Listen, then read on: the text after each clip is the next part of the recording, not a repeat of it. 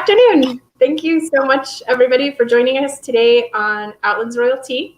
My special guest is Countess Matilda de Seton, and we'll go ahead and get started. So thank you so much, Countess Matilda, for joining me today. Thank you very much, Your Majesty. I'm excited to be here. Awesome. So this is the first interview with a former queen.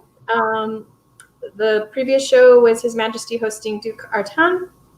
And I guess, so let's just jump right in. So I guess, do you know when, like what number in the OP, I guess, that your reign was? We were the crown number 28. So way 28? back in the day. Yeah. Way yeah. back In fact, our combined, our email address that we could both access was outlands28@aol.com. If that tells you how old it was. It does. It does for sure.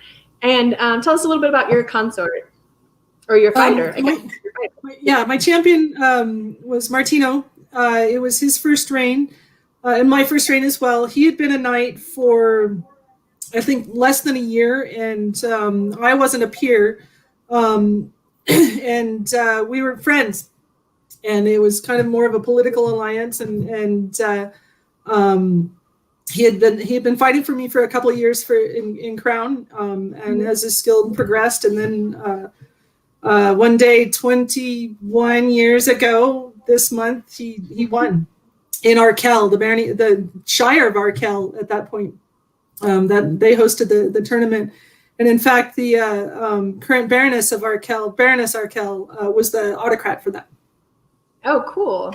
Very cool. Yeah. So, okay, what was the first thing when you watched that final blow? You're out there, and I'm assuming that at the time, like the roses are all surrounding you, same as today. Boy, I don't remember that part. I remember that Thorhala and I were standing next to Queen Michelina.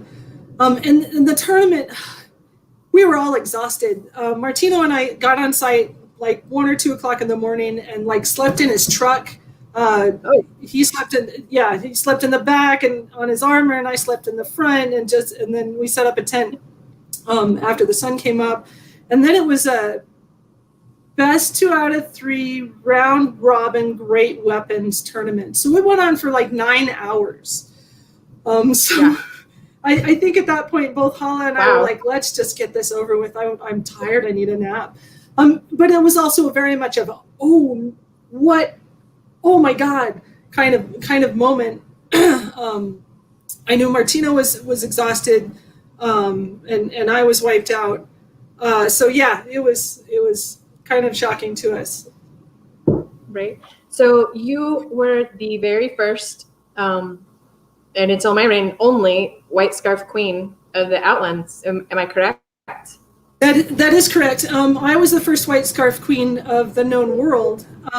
It was a season for it though, because and I don't remember the champion's name, but Batista was queen of Caid, and her coronation. Now, people from Caid will tell you that she was the first white scarf queen in the known world, but I have her beat by a whole week. My coronation was November 13th, and hers was the 20th.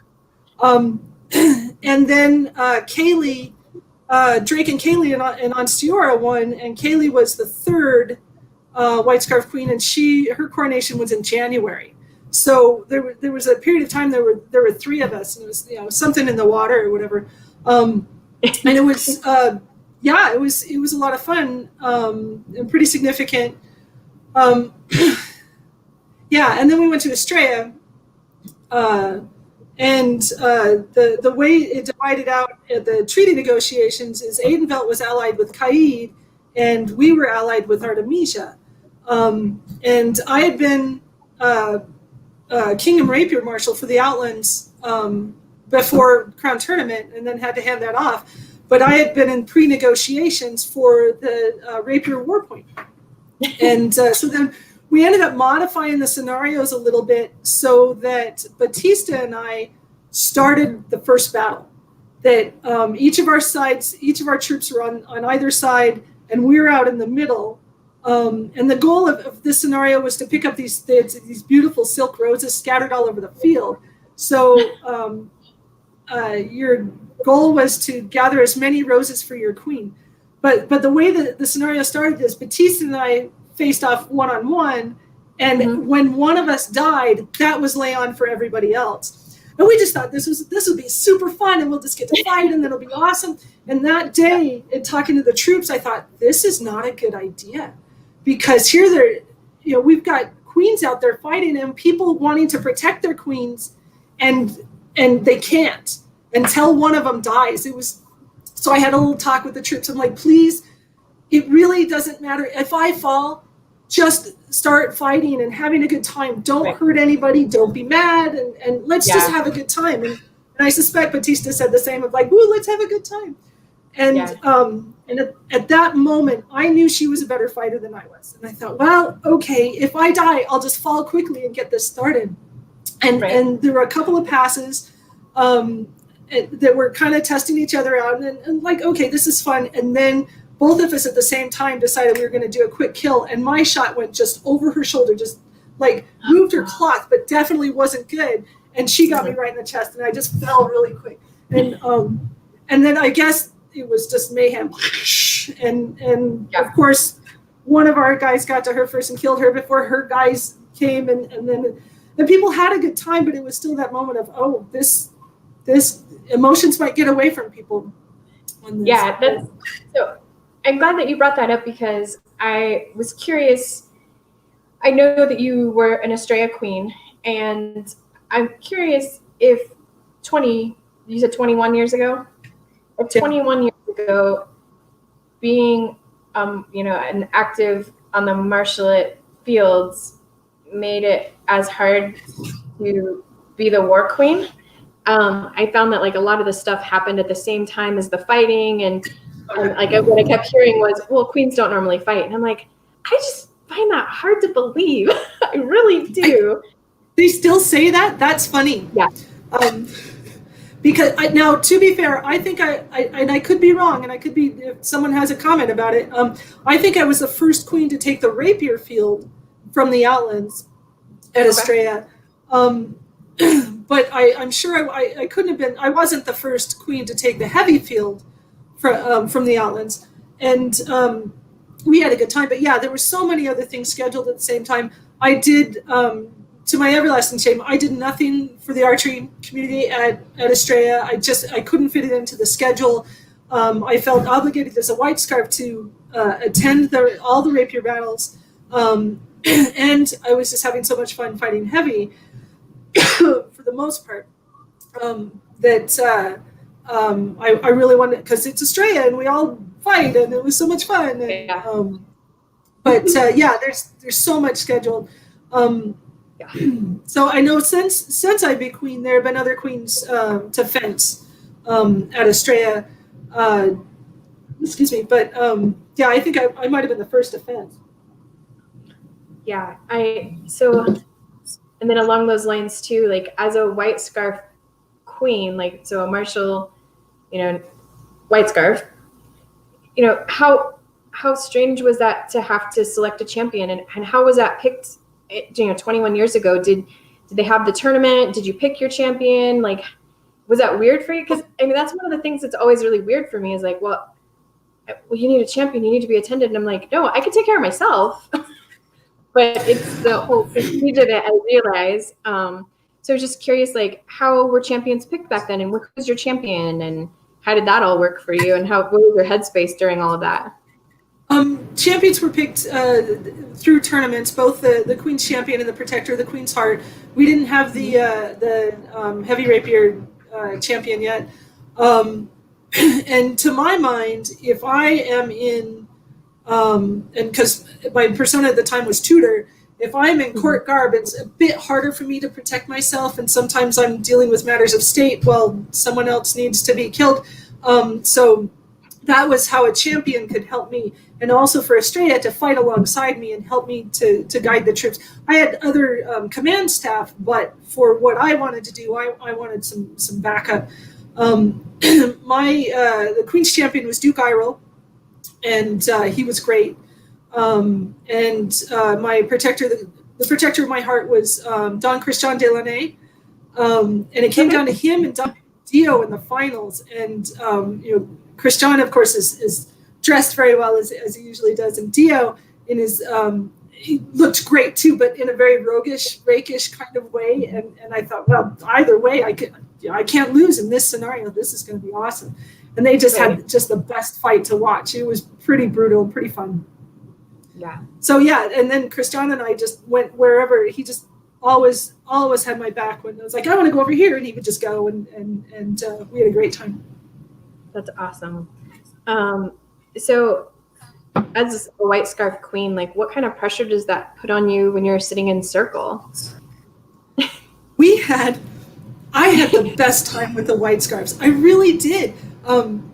Martino had his thanes, and he was a thane, is a thane, and I had my white scarves. And he would come out of his thane meetings, and he'd be so grumpy. And I was like, hey, I'm meeting my buddies. These are my friends. And at appropriate sites or after revels, we're drinking whiskey. And we just had a great time. In fact, at my coronation, because generally the white scarves would approach the queen in front of, before the protector of the queen's heart, and say, Your Majesty, if there's any questions about fencing that you have, please ask us, and we'll they would sometimes have one attend them and tell them, oh, that guy's dead because of blah, blah, blah. Mm-hmm. And so they came to me, and Don Maddock Grayson couldn't even say it with a straight face. Your Majesty, if you have any questions during this tournament about fencing. But it was super sweet. There were times on the field at Estrella where it was definitely different. It wasn't me just fencing, and I would get into that mode of like that combat mode, that melee awareness, where it's like I know where everybody is, and I know range, and I know I'm cataloging the weaknesses of my enemies and stuff, and then something would happen and it'd be like, oh, you're the queen, and it'd be sometimes a brutal reminder. So there's one. The scenario had rubber band guns, and I'm on the front line. I'm like, yes, finally, I'm going to have a chance to fight, and this is good, and we're about to engage and start pushing. And someone shouted, gun, there's a gun. And all of a sudden, I'm hip checked, and I'm pushed 3 ranks back. and I basically, it was and by God, hip checking me back, who's a lady in waiting of mine at the time, and Charlie at the same time going forward and killing the guy with the gun. Because he's 6'7" and arms 3 miles long, and so he kills that guy, and I come back up, and I'm right behind Anne. And I'm like, I'm okay, Anne, you saved me, thanks. She's like, yes, ma'am. And I said, please don't hip check me anymore. And she's like, okay, ma'am. And then and they were just in such of a protect the queen mode, which was really awesome. But it was also a reminder of at times like that, it was more important for me to be a queen than it was to be a white scarf. Sure, a fighting queen and on the field, but make it okay for them to have that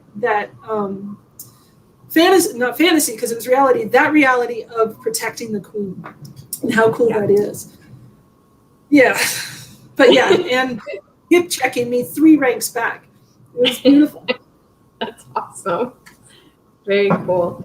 So, I know they always say, like, when you win crown, like, one person will break your heart, one person will surprise you and just absolutely floor you, and you'll have some of just the most amazing memories as your time of crown. So can you talk a little bit about some of your most amazing times?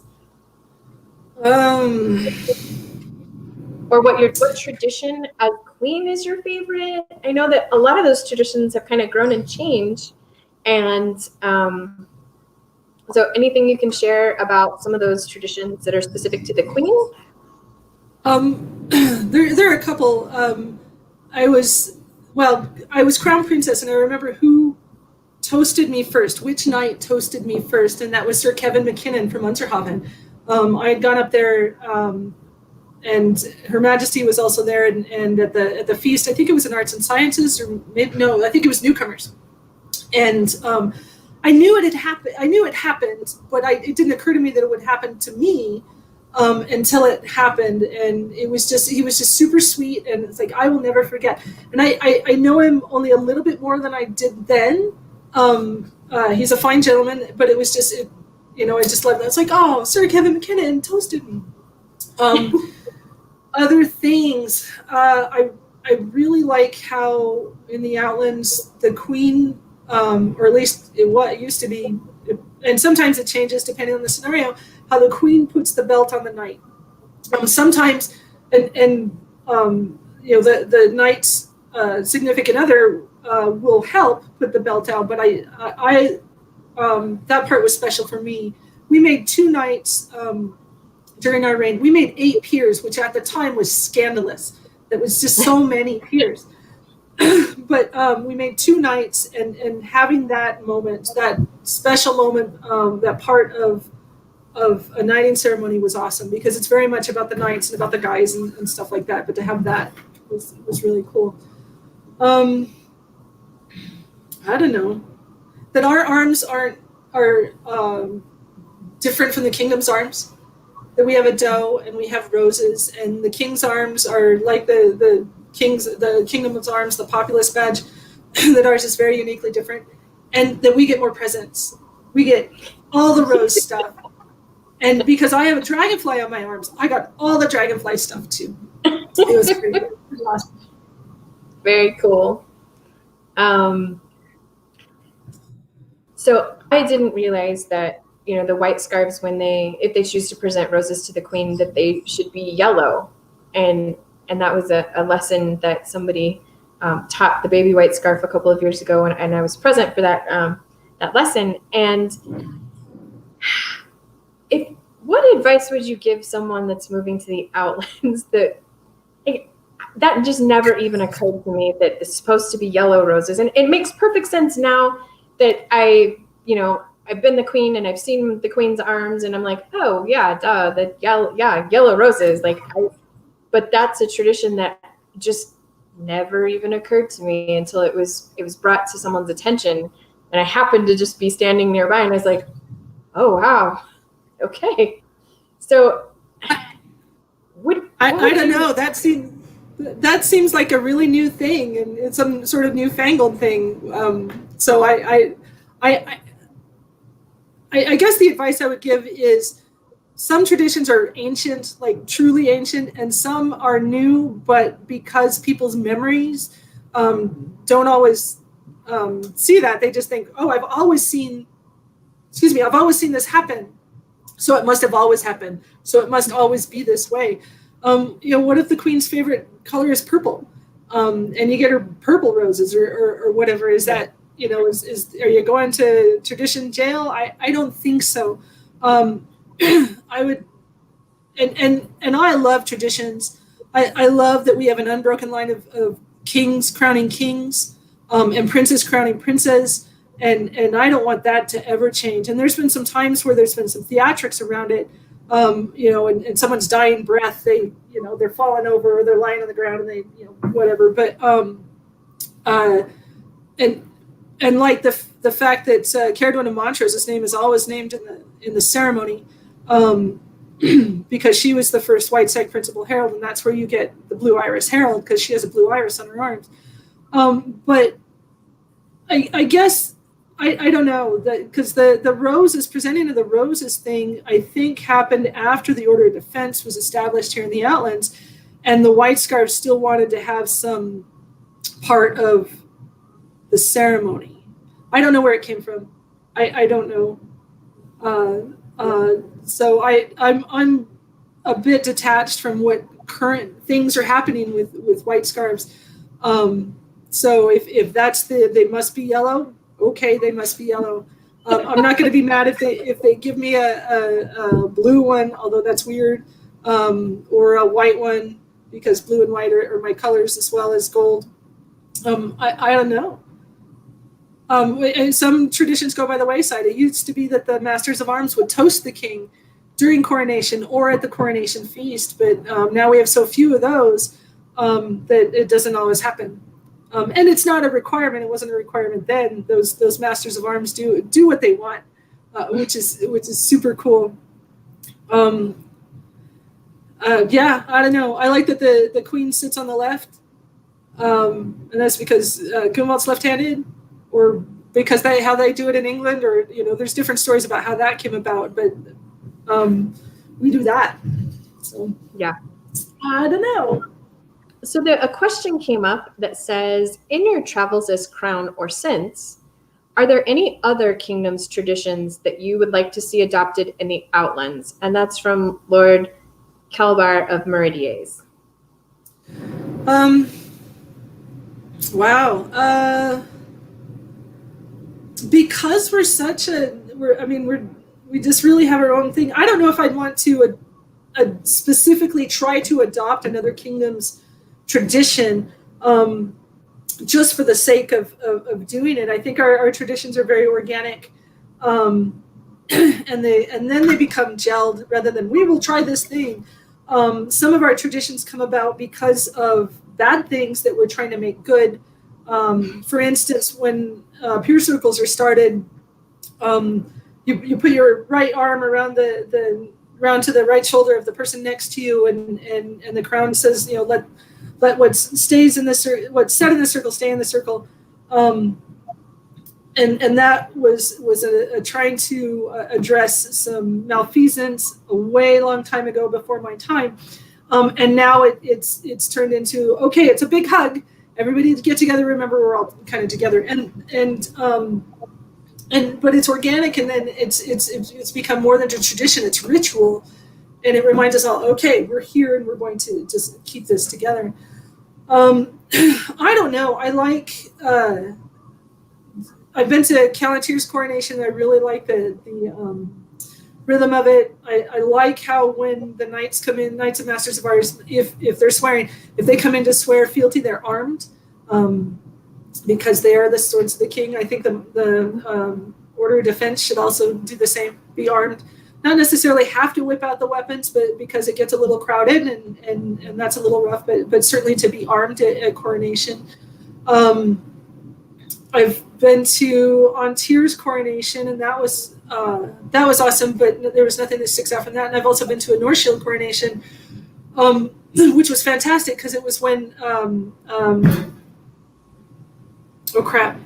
Rotor and stupid Facebook, Michael Scott Shea, when the two kings stepped up. Yeah. Oh my gosh.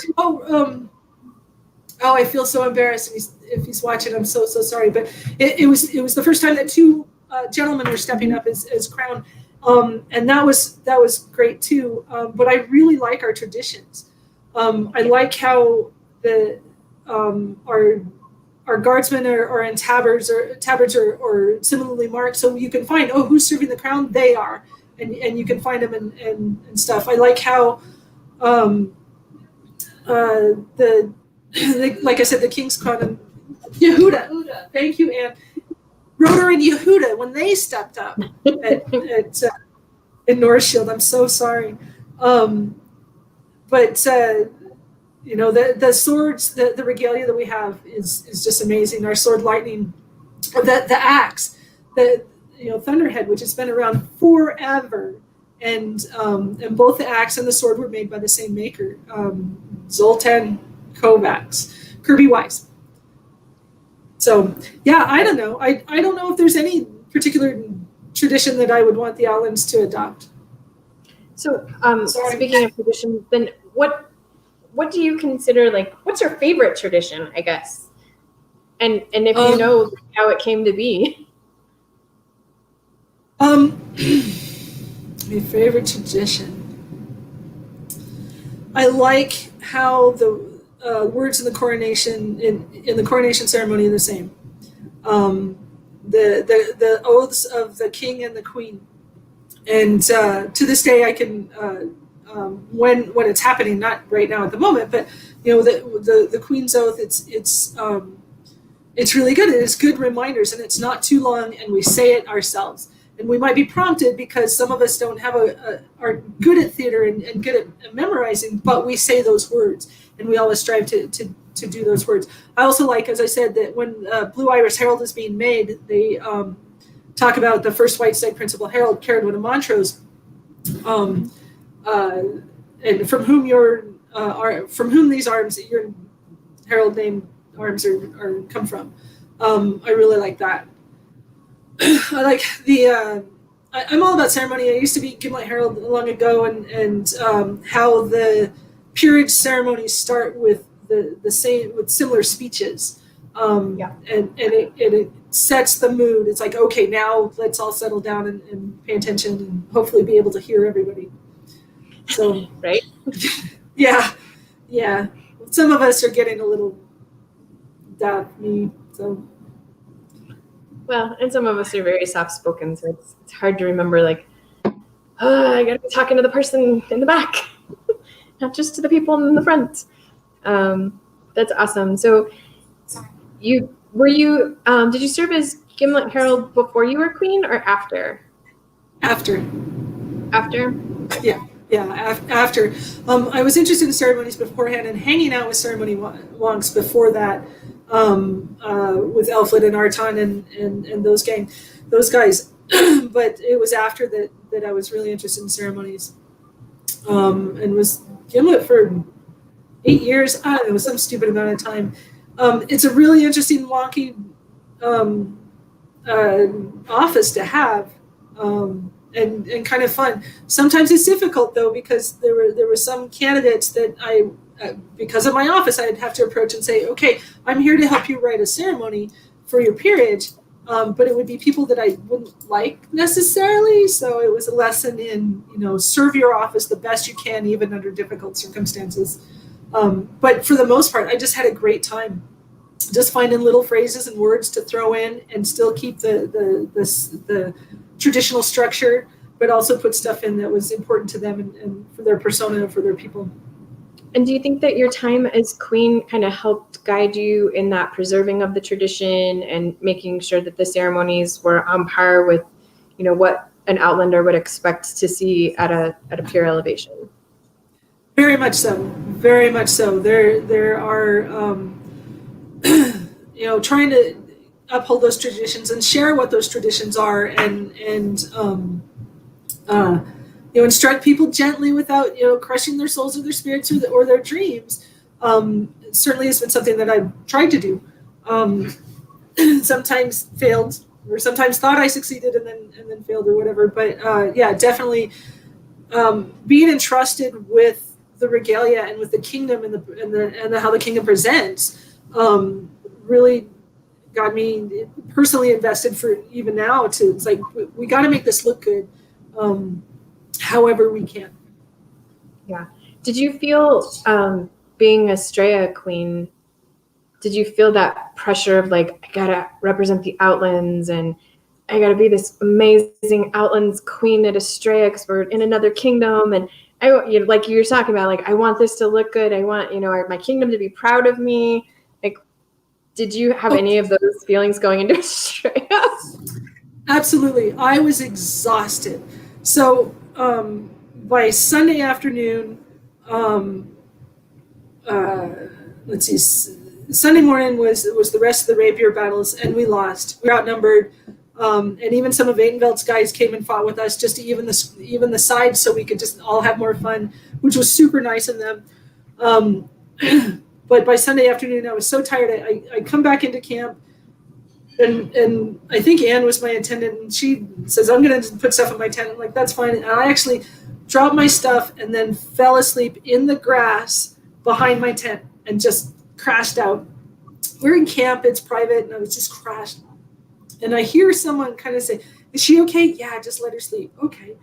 And then a herald comes over from Atenveld and says, Your Majesty, I'm really sorry to report that the tent that the Queen's tea was going to be in is blown down, so we've canceled it. And I'm like, okay, thank you. And they go off. And then someone comes over 15 minutes later, "Your Majesty, I'm pleased to report we found a different place to have the Queen's tea. And we'll send a cart over in 15 minutes for you." And I am still, in my armor, stretched out on the grass. I was like, okay, thank you. And but I felt a responsibility to go to this tea, even though I really would have much rather taken a nap.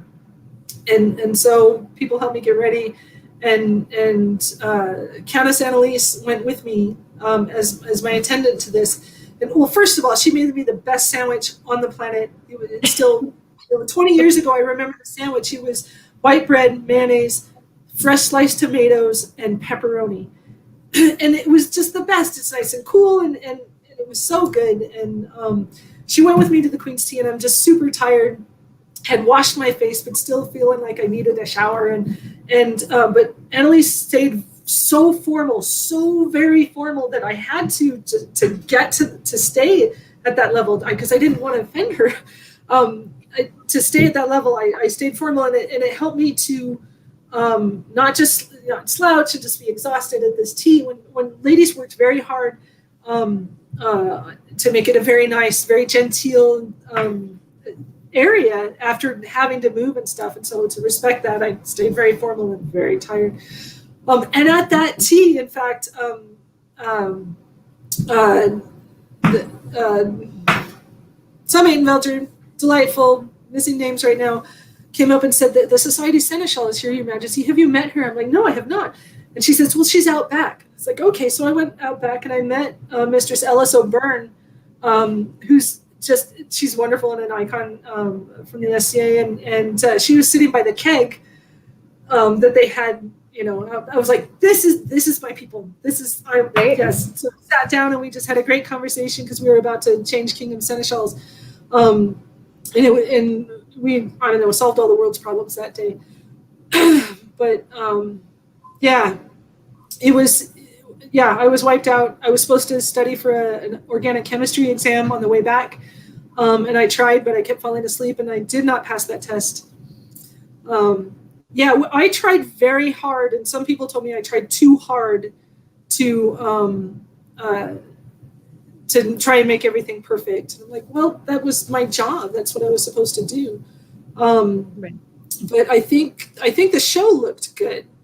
From reports from the outside, the show looked good, but Martino and I really were fried at the end. We were fried. Yeah. So something that I think some people don't realize is all of the stuff you have to take. And then if you're a fighting queen, all of your armor and all of your pretty garb and all of your, so, I mean, 20 years ago, like how did you travel with all of that stuff? I mean, did you guys have a giant van? I mean, how did that, logistic wise, I mean, it's so much stuff. And did you say you also fought heavy when you were queen at Estrella? Yeah, I fought spear. And I have a story about that. But yeah, I had I don't know how all the stuff got there. I think maybe Craigon towed the trailer. He had to. Craigon towed his trailer because one of the arts and sciences categories was field furniture, tournament furniture. And Craigon made the best viewing stand ever with this carved oak on the front, and it was gorgeous. And he won. It was fantastic. And I got to sit in it for the Outlands Prize tournament and felt very, very queenly and stuff. And I got to sit in it at the Crown tournament that we hosted, and it was awesome. So I'm sure that Craigon took a bunch of stuff for us, but I had an old Chevy truck with a camper shell, and it was packed to the gills, and like the back was super low. And you talk about all the stuff. I recall at some winter feast, and I'm sorry I don't remember who, but some gentleman gave the king a claymore, a replica claymore, not a sharp one, but and said that we could keep it. He could keep it if we win the war. And Martino turns to me later. He says, "Well, this is Scottish, and I'm not. So here, and I've already got a great sword here. So we had to take this sword to war as well, which wasn't part of regalia." And I remember on the camper shell, it had two side windows, which we used to also pack because it was like Tetris. And I put this sword in and closed the window. And then when we finally opened it up, when we were there, opened it up, the sword's like the handle's coming right out. It's like, that's some packing. So it was fantastic. We just took so much stuff, and what we couldn't take, other people took for us in coordinating it. Just a huge amount of stuff. So yeah, so the story about fighting spear, there was a particular field battle, and we were at Schnepp's Farms, and we were on one of the fields, the farming fields, and so there's berms. And at some point, we're not following Outland's Plan A, and and we go forward, and then we start to back up, which is never a good idea. And it's like me and my herald was there, which was Bohemian, who we knighted at that event, and a couple other people, guardsmen, heavy guardsmen, and we're all of a sudden we're walking backwards, and then we hit this berm, and all of us fall back, and then I roll over, and I'm trying to crawl and stand up real quick because I know the enemy's coming. I look around, and it was bizarre because like there's none of my guys around anymore. I'm like, I don't know what's going on, and I get hit in the back, and I had have a Bergenet that has the cheek plates that lock, and then a face plate down, and they hit in the back, and the cheek plate popped open, so half of my face is open. I turn around, and I'm just stunned that I was hit from behind like that, and he didn't have any markings. I don't know who he was, and he says, "Are you dead?" And I'm like, "Yeah, you coward!" And then his buddy hits me again, and I'm looking at it, and then I lost my temper, and I threw down the spear because I was going to punch them, which none of this is smart. I shouldn't have lost my temper. I shouldn't have thrown down my spear if I'm losing my temper. So I threw down my spear, and I start running after them, and then a little voice inside my head said, "The queen shouldn't lose their mind on the field." It's like, oh crap. So I stopped. I changed my body language, because if other people had seen me get mad, then tempers would have flared, and bad things would have happened.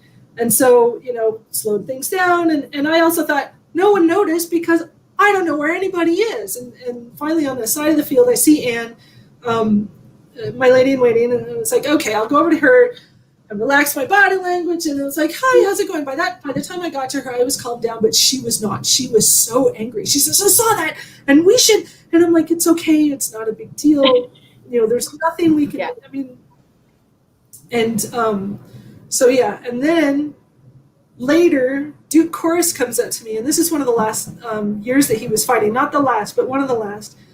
And he says, I got him. I got them both. And I said, what are you talking about? He says, those guys that hit you. I'm like, oh my God, you saw that? He says, yeah, I got him pretty good. And then Lord Connor Graham said, who had been Chorus's, I think, aide de camp, just following him around, helping with general stuff, said, oh yeah, he launched them.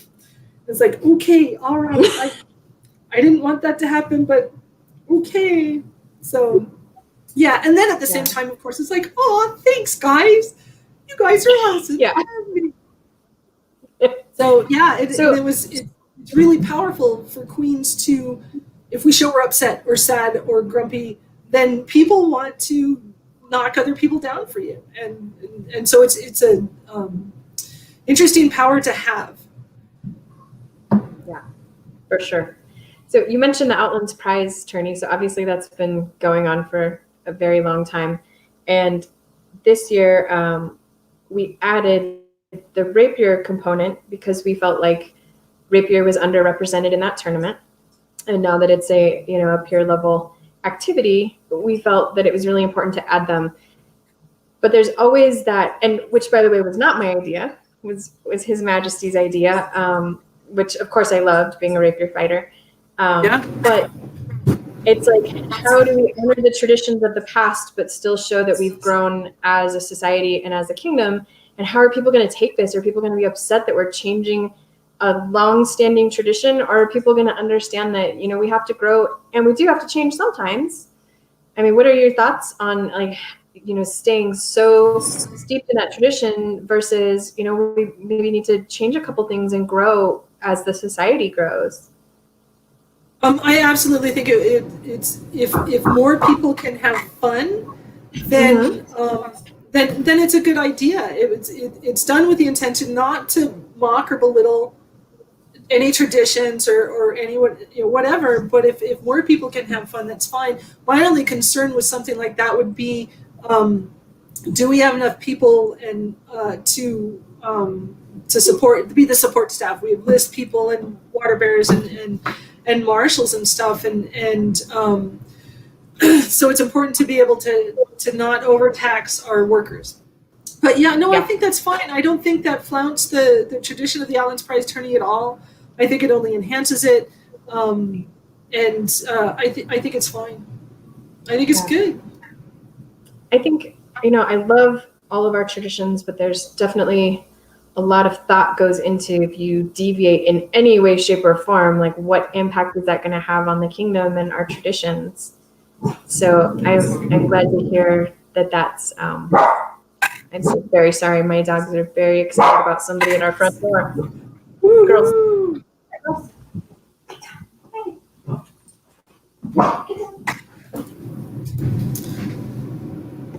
Are there any questions from the audience? Well, oh no, you're back. Okay. Sorry. No, that's quite all right. I do have another story from Estrella about the awesome and terrible power of a queen.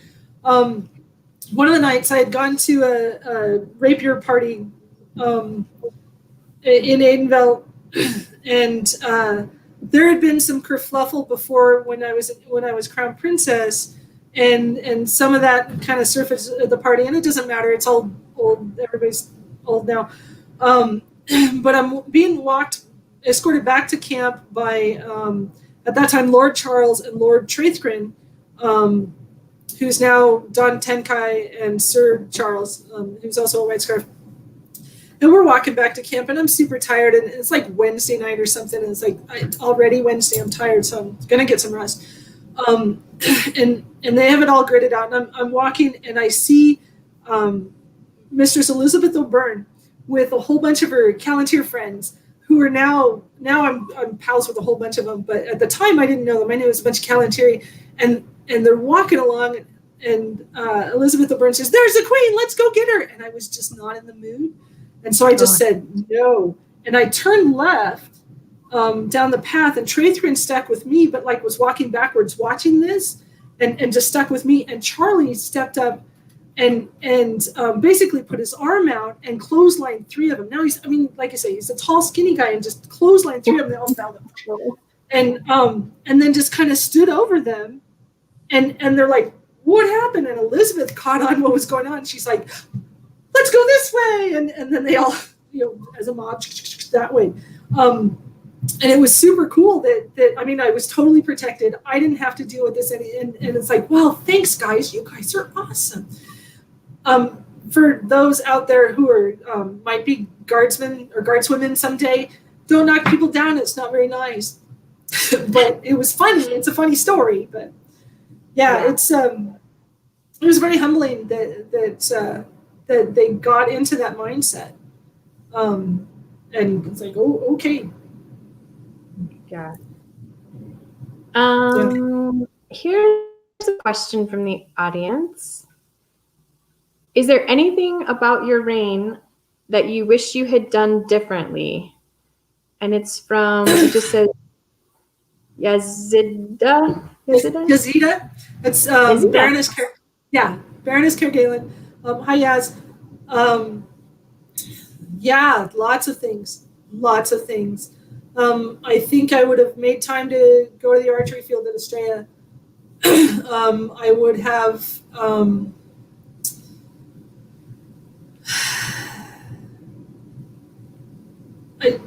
given some awards and not given other awards.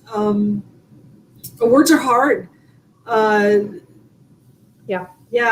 I think they're super hard, but super fun. And I don't know. I think it was hard. We were young. We were in our 20s. I turned 30 like 2 weeks before coronation. Martina was a little bit younger than that, and it was both of our first reigns. And he was barely a peer, and I wasn't yet. We did the best we could. I mean, one of the coolest things was we decided we were going to revamp Kingdom Law, and we gathered some people together. We got an attorney, and we got peers who had worked with Kingdom Law before, and it happened to be the night of a full moon. And it was like the night was dark, and then the moon turned blood red, and then they sat down and rewrote Kingdom Law. So that story was fun, but it wasn't fun to go through that and think about, well, what happens when you have a court of chivalry, and are we really going to deal with this? And we didn't have to, but reigns later did, and so I don't know. Yeah, lots of things. Yes, I would have done a lot of things different. Here's another one. queen, were you able to accomplish something you're really proud of, a point of business or a policy? And that's from Rowena.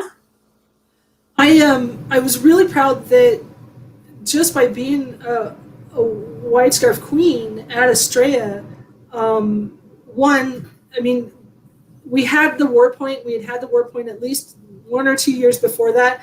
But in negotiations, we bumped it to 3 war points. Not that it would have made any difference in the sway of the winner, but it brought more to that. And I think looking back, more Queens of the Outlands have seen how fun it is, how fun it can be to fence at Estrella, and they've tried it and done it. And so I think bringing more of a spotlight to that has really helped. I think it's just super cool in that, my blip in history to be the first White Scarf Queen, such as it is. I mean, it's just a little yay. And I think there have been White Scarf Kings before, at least in Onstiora, I believe. I don't know. Someone could look it up.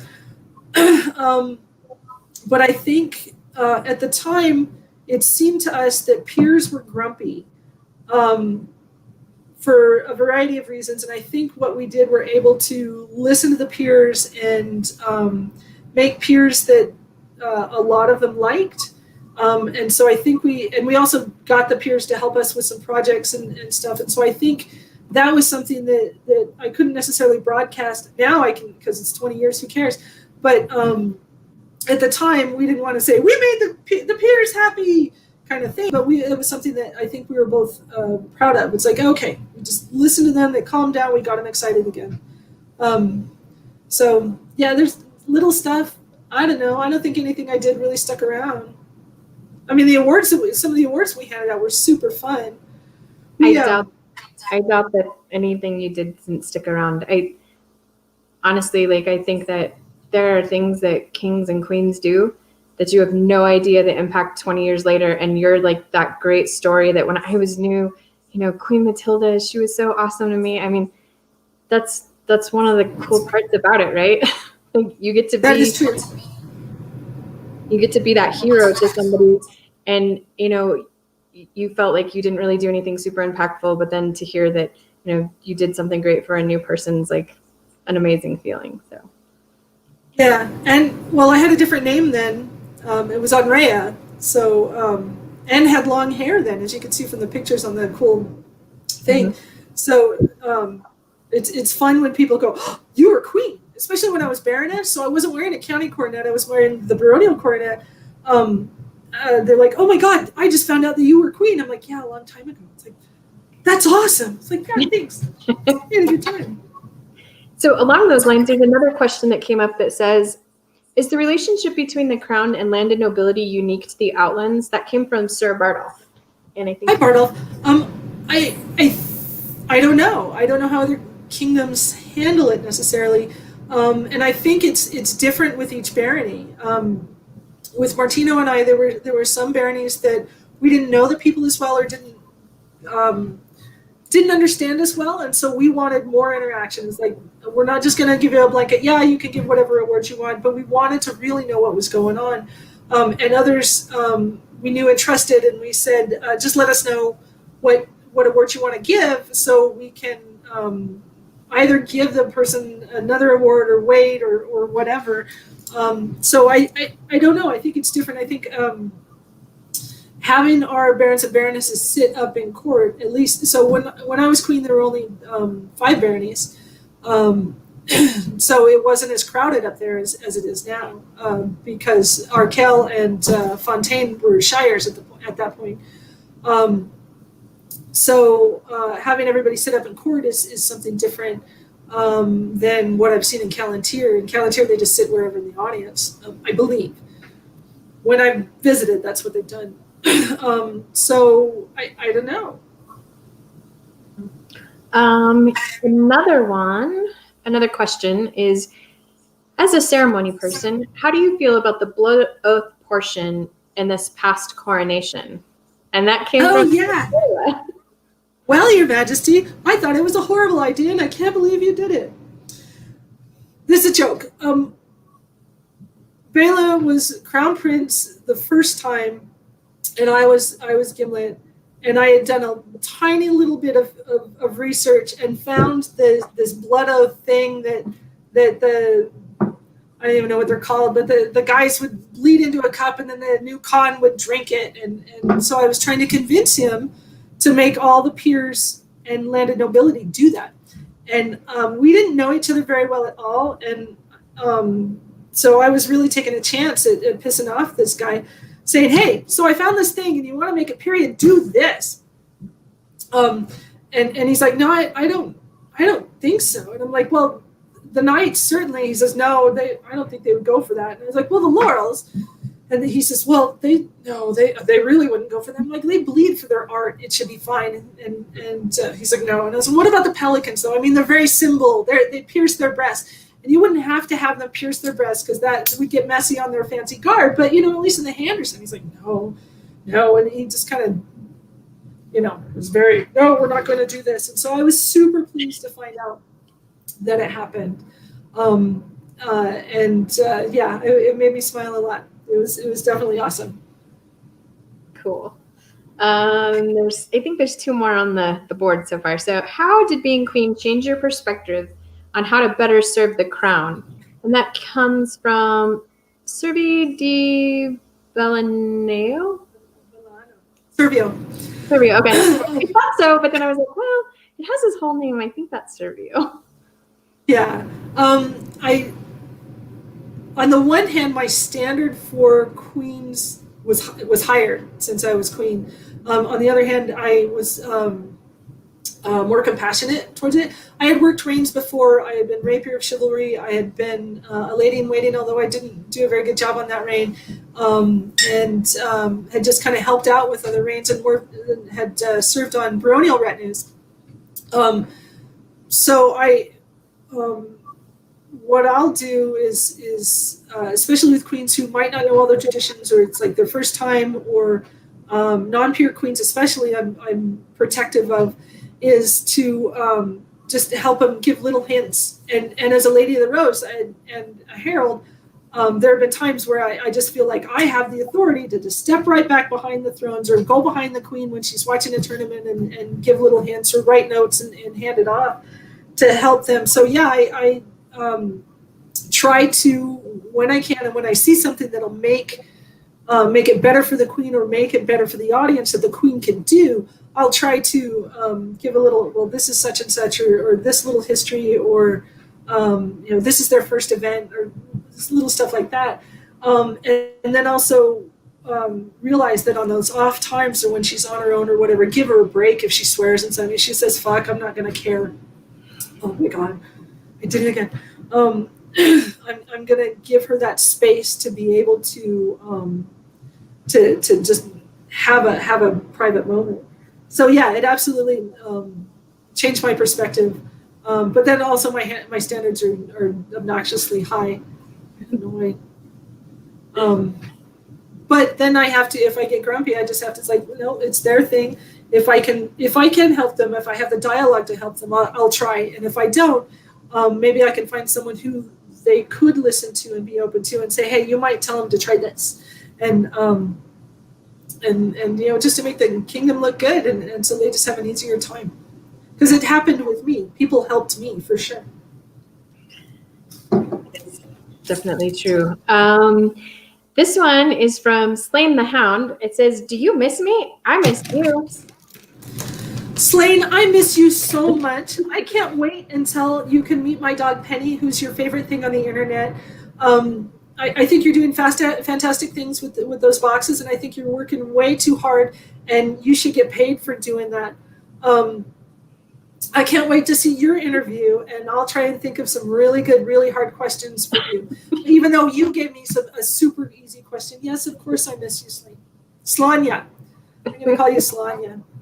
She was called Slanya when she was crown princess by her herald, and so we're all scrambling. Is that really how it pronounced? Is Slanya?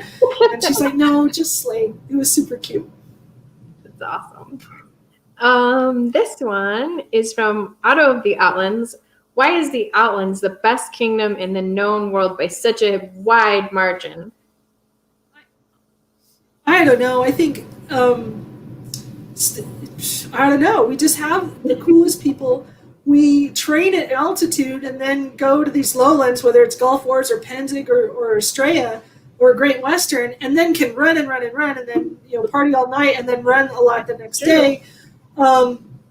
We though we have, I think we have a high standard, reasonably high standard for pelicans. I think we, when any of us see something that needs to be done, then we step in and help. I mean, look how many Islanders have helped autocrat Estrellas in the past, or run sub-autocrat stuff. We've had people help with security and high levels at Penzig and other things there. We try and help wherever we go, not for glory, but to make things better. When we were, as a kingdom, talking about developing an event like the Battle Board became,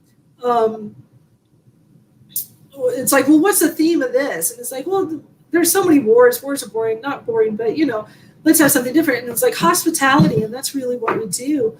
And I think it's very much a West thing, not a Kingdom of the West, but like a Western United States thing. Is you look someone in the eye and how are they armed, and do they need help, because it's a desert out here, and you're not going to let someone be thirsty, or if they need food, let's feed them to the best of our ability and stuff. So I think it's our hospitality. Anne and I traveled to Outlands to SCA 50th year, which there were some logistic issues with that event that we, in a very Outlands kind of way, just handled the best we could, because we were the land coordinators, the best we could with our land, and then started helping other people. In fact, someone came into camp and said, "Is this the Outlands?" We're like, "Yeah, hi, how are you? Where are you from?" And we're asking everybody where they're from, because we had bingo cards that had different kingdoms and principalities on it, and it was pretty fierce competition for bingo. And we're like, "Where are you from?" "Oh, well, I'm from I don't know, the Mid-Realm." It's like, "Oh, well then, hi, we're in your camp." And they'd say, one person said, "Well, is this the Outlands?" "Yeah." "Well, we know you're not in charge of anything, but the rumor is that that there's these two ladies from the Outlands who are being super helpful, and we're just wondering if you can help us with this weird problem." And Anne's like, "Yes, absolutely. What's going on?" And they said, "Well, this road is supposed to go all the way through, but it's muddy and no cars can go on it, so we just want to close that part of the road." And Anne says, "I have no authority to do that, but I know where the autocrats are camped, so let's go." And took them right over to the autocrats, or the autocrat staff, I don't know if it was the actual autocrats, and said, "Hey, these people want to do this." At first, the people were like, "Well, this is our plan, and we need to stick to this plan." And Anne says, "But no cars are going to go that way, and what's happening right now is cars are going in that direction, but then having to turn around. Yeah. So would it really hurt anybody if they just close this off?" And Anne stayed there until the autocrat staff changed their minds. And then the people were like, "Yay!" and went back. And I think that's, we as a culture, it's like, what's the most practical thing, and how can we have people have fun? I think we do it wherever we go, and with joy, and sometimes with chaos. And so we're at Alan's 50th year, and we hear off in the distance, "Everybody, 1, 2, 3, Outlands!" And we're like, amateurs, we never count off. We just, someone starts it, and then we all join in wherever we want to, and it's fine. And that's kind of how we make our mark, and how we do awesome things. Very cool. So we're just about at time, but there are two things that just came up, and I think that they're really good points. So I want to close it with, this is not a question, but a comment. "I still have the favor you tore from your own dress for your guard at Estrella. What you did really stuck with me," and that's from Turlo. Thanks, Turlo. Yeah, that was it. That was at Candlemas, and I had a white veil that they had painted A's on the end, and then had snipped just a little bit. And I think there was a tournament or something that day to determine extra guards for me at Estrella, and Turlo was one of the ones that won. And taking this thin silk and ripping it in court. And I'm not a seamstress, but other people in the audience who were like, and you know, giving them this piece. I didn't realize, and it wasn't my idea, and I don't remember whose it was, but it's just a fantastic idea, and it was dramatic and gave that moment and gave these fighters something special, and yeah, it was super awesome to be able to do that, and it honors me that you still have that, Turla. Thank you. It's cool. Well, thank you so much, Countess Matilda. I really have enjoyed our last hour talking with you about your time as queen and hearing about some amazing stories. So thank you so much for your time. And thank you, Your Majesty. You've really honored me with this. This has been fun. Excellent. So thank you, everybody, for coming in and viewing our show. The next show, His Majesty will be hosting Duke Johann. Duke Johann, I think he's the Black Duke. Yes. Duke. Yeah, he's delightful. That'll be 2 weeks from today. But thank you so much for joining us, and I hope everybody out there is safe and well and enjoyed the show today. So thank you, everyone, for your time. Have a great day. Thank you.